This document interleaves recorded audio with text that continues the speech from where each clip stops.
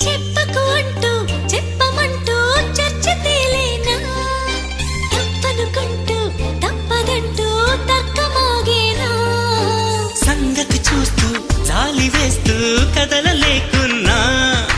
తేలని గుట్టు తేనె పట్టు కదపలేకున్నా ఉనికి నా పెదవుల్లో తునికి తడి పిలుపేదో నాకే సరిగా ఇంకా తెలియకున్నది తనలో తను ఏదేదో కొణిగి